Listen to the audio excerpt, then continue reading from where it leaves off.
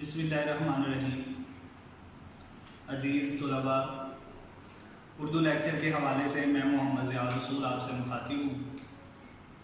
सबसे पहले तो आप बच्चों को मुबारकबाद कि बग़ैर मेहनत के ही हुकूमत ने आपको जो है वो प्रमोट कर दिया, आपको 9 से 10th में भेज दिया। तो आज बेटा 10th क्लास का हम लेक्चर शुरू करते हैं। तो सबसे पहले मैं पेपर पैटर्न आपको बताना चाहूँगा, क्योंकि कहते हैं कि अगर बच्चे को पेपर पैटर्न ही पता हो तो आधी तैयारी उसकी हो जाती है। उसकी वजह कि उसे पता तो होता है ना कि कौन कौन से सवाल मुझे पेपर में आने हैं, वरना तो पेपर में बच्चे बैठे होते हैं, उनको पता ही नहीं होता कि ये कौन सा सवाल कहाँ से आ गया है, क्योंकि उन्हें पेपर पैटर्न का नहीं पता होता। तो पेपर पैटर्न से आधी तैयारी तो बच्चे की, यानी ज़हनी तौर पे वो तैयार हो जाता है कि ये सवाल मुझे पेपर में आना है। तो आज हम जो है वो पेपर पैटर्न से अपने लेक्चर को शुरू करेंगे। तो बेटा पेपर पैटर्न और नंबरों की जो तकसीम है, 75 नंबर का पेपर है आपका। कुल नंबर 75। 15 नंबर जो है वो कसीर इंतखाबी सवालात है, यानी इसमें से असबाक आपकी नज़में और आपकी गज़लें, इनमें से एमसीक्यूज बन के आएंगे। और कुछ हिस्सा आपका उर्दू क़वाइद व इंशा, उसमें एराब है और दूसरी जो ग्रामर है सर्व व नाहव, तो उनमें से एमसीक्यूज बन के आएंगे। तो जो मारूजी हिस्सा मारूजी है, कसीरुल इंतखाबी सवालात हैं, वो आपके बेटा 15 नंबर के हैं।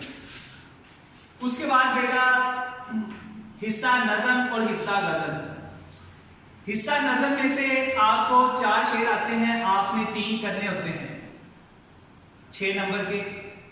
हिस्सा गज़ल जो है वो 3 शेर आते हैं, आपने 2 करने हैं 4 नंबर के। तो इस तरह हिस्सा नज़म और गज़ल 10 नंबर का सवाल। उसके बाद बेटा नसर पारे की तशरीह, खत कशीदा अल्फाज के मानी भी लिखें। तो 2 पैराग्राफ आएंगे, जैसे कि आपको 9th में आए थे, 10th क्लास में भी आपको 2 पैराग्राफ आएंगे और आपने दोनों पैराग्राफ की तशरीह करनी है 5-5 नंबर की।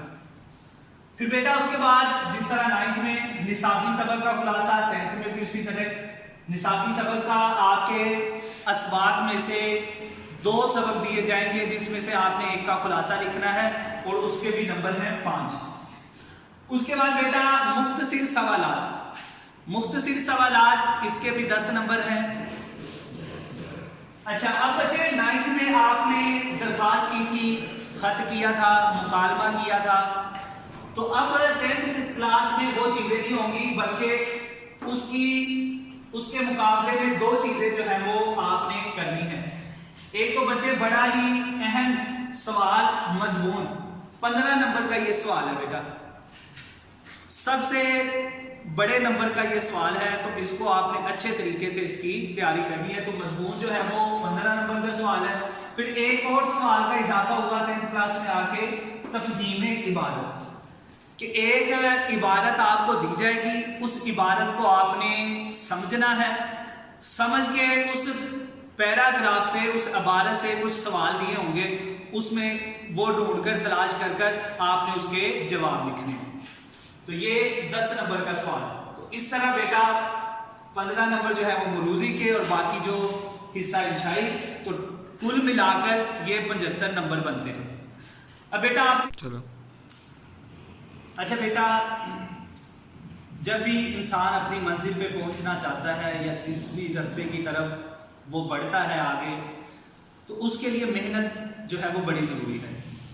कुरान पाक में अल्लाह ताला ने वाज़ेह तौर पे फरमाया कि लैसा लिल इंसानी इल्ला मा सा, कि इंसान के लिए वही कुछ है जिसकी वो कोशिश करता है, कोशिश के बगैर कुछ नहीं मिलता। हाँ, हजूर ने फरमाया कि कोई चीज़ भी नामुमकिन नहीं, मन जद्दा वाजदा, जिसने कोशिश की उसने हासिल कर ली। तो बेटा उर्दू को बच्चे जो हैं वो आसान समझते हैं और आसान समझने की वजह से उस पर तवज्जो जो है वो कम देते हैं, जिसकी वजह से उनकी दूसरे पोजीशन पे जो दूसरी किताबें हैं उन पे भी जो है वो बड़ा बुरा असर पड़ता है। पोजीशन में उनके नंबर जो है वो कम हो जाते हैं। तो बच्चे उर्दू में अच्छे नंबर लेने के लिए सबसे पहले आपको क्या करना होगा कि उर्दू आपको पढ़नी आनी चाहिए। जब तक आपको उर्दू पढ़ने नहीं आएगी तब तक आपको वो चीज याद, वो सबक, वो तशरीह, वो खुलासा वो याद नहीं होगा, क्योंकि जब तक आपको पढ़ने नहीं आएगी आपको याद भी नहीं होगा, और जब तक आपको याद नहीं होगा आप लिख नहीं सकेंगे। और बेटा याद रखें कि जब आपने बोर्ड में पेपर देने हैं तो वहां सुनने के नाजरा का पेपर नहीं होता, वहां जो कुछ आप लिखेंगे वो लिखे हुए के आपको नंबर मिलते हैं। तो याद करेंगे तो आपको लिखना आएगा, और लिखेंगे तो फिर अच्छे नंबर आएंगे, और जब अच्छे नंबर आएंगे तो फिर आपकी पोजीशन आएगी बच्चे। तो आसान समझाने की कोशिश कर रहा हूं आपको कि पोजीशन लेने के लिए अच्छे नंबर लेने पड़ेंगे, अच्छे नंबर लेने के लिए आपको लिखना पड़ेगा, लिखने के लिए आपको याद करना पड़ेगा, और याद करने के लिए आपको पढ़ना पड़ेगा। तो मैं उम्मीद करता हूं मेरी इस नसीहत पे आप अमल करेंगे। अपना बहुत सारा ख्याल रखिए। अगले लेक्चर तक के लिए अल्लाह हाफ़िज़।